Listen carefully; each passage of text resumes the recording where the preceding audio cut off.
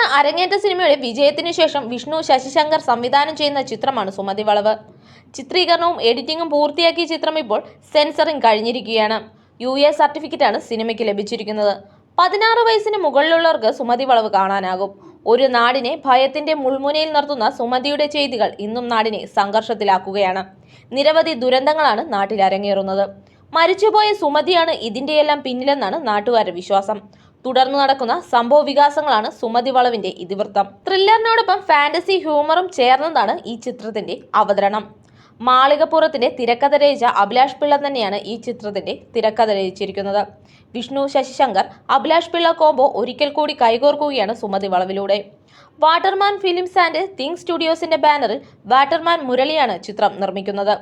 അർജുൻ അശോകൻ കേന്ദ്ര കഥാപാത്രത്തെ അവതരിപ്പിക്കുന്ന ഈ ചിത്രത്തിൽ 40-ൽ പരം ജനപ്രിയരായ അഭിനേതാക്കൾ അണിനിരക്കുന്നുണ്ട്. സൈജു കുറുപ്പ്, ബാലു വർഗീസ്, ഗോകുൽ സുരേഷ്, ശ്രാവൺ മുകേഷ്, മനോജ് KU, സിദ്ധാർത്ഥ് ഭരതൻ, സിദ്ദിഖ്, ശ്രീജിത്ത് രവി, ബോബി കുര്യൻ തുടങ്ങിയവർ പ്രധാന വേഷത്തിലെത്തുന്നു.